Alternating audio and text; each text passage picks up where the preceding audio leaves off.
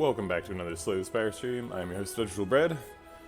In our continuing series on all of the class combos, we have done all of the 2-class combos. So we did blue Ironclad and red Watcher and purple Silent. We did them all. So now we are starting on 2-class combos. So first one up here is going to be green-blue Ironclad. So I have some thoughts about how the sort of individual the 2-class combos went. I'd like to share those. So I sort of think that Slay the Spire evolved a little bit from the first 2 classes to the second 2 classes. So I think they actually belong in sort of different groups.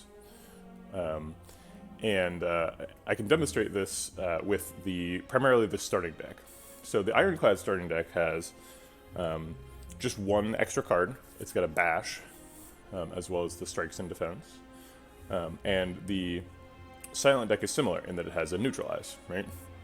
And so both of those are sort of similar to each other. They both have an attack that applies a debuff, along with their sort of basic cards.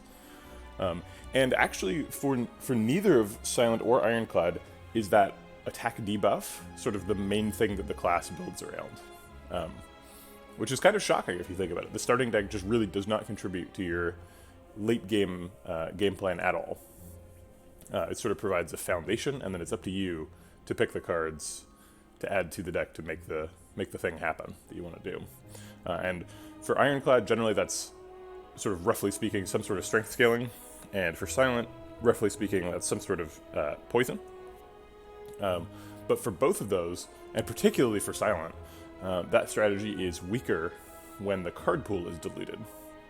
So for Silent, you're going to have a harder time finding your bouncing flasks and your bursts and your catalysts to really finish up your damage combo.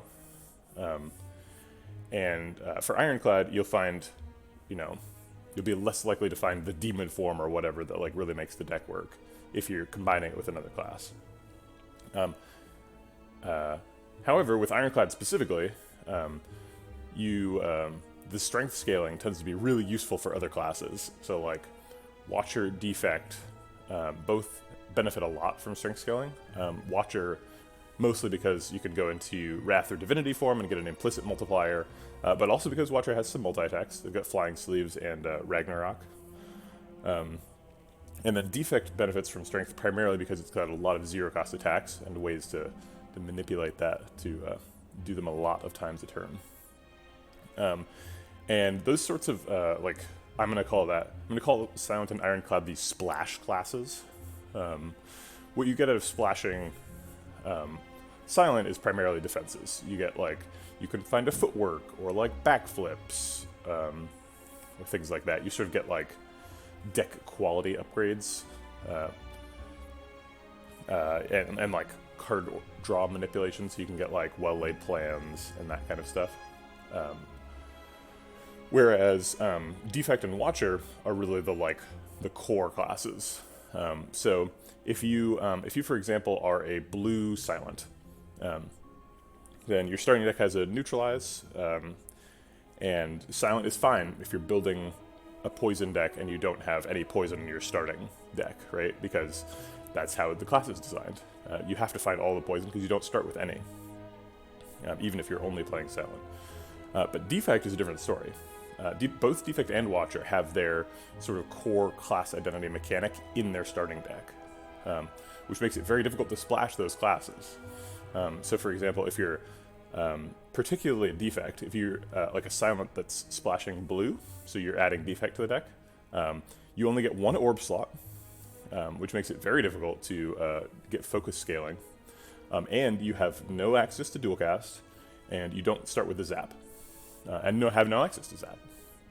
You can't find a zap. Which puts you, way, way behind in terms of orb synergy. So a lot of the Defect cards that you'll be offered are just useless. Things like Glacier are still good, and in fact, Glacier is sort of better than normal because it always evokes one of its Frost Orbs. So you get better block immediately. And sometimes things like Meteor Strike, if you can manage to get that playable, are better than normal with one orb slot, but those are the exception, not the rule. Missing out on the defect starting relic that gives you a lightning orb, and missing out on the zap that's in the deck puts you way behind. So basically, you end up picking reprogram a lot if you're trying to quote unquote splash defect, if you're playing defect but it's not the main class. And the same kind of goes for Watcher. Watcher has 2 stance changing cards in the starting deck, so they're able to get into Vigilance and get into Wrath from the get-go. Watcher also has a lot of stance synergy exclusive relics, so they've got like Teardrop Locket and Damaru, and there's another Calm synergy one that I can't remember the name of. So being a non-Watcher and trying to splash into purple to gain access to stance changing is much less effective than being a Watcher and splashing a different class. So I think of Ironclad and Silent as the splash classes, and Watcher and Defect as the sort of main classes. So generally what I discovered is that classes that are maining Ironclad and Silent are generally not that good. And classes that are maining either Defect or Watcher are much better. You want to be splashing Ironclad or Silent. In addition to the fact that, as I've discussed many times on this channel, these runs are just very difficult in general because you don't get the Meow bonus, and because your sort of card pool is diluted. And there isn't one exception to that rule, which is that Defect and Watcher are crazy together, because when you have them both, they are the only 2 classes, really, that share a mechanic. Like, Silent is the only class that has poison, and like Ironclad's the only class that does exhaust synergy.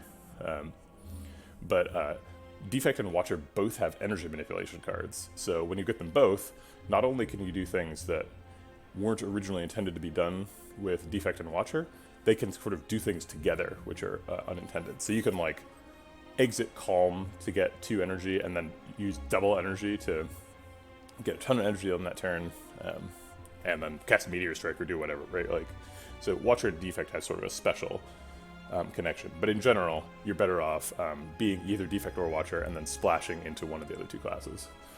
Was what I discovered by playing all of them. Okay, so that's the end of this little mini rant.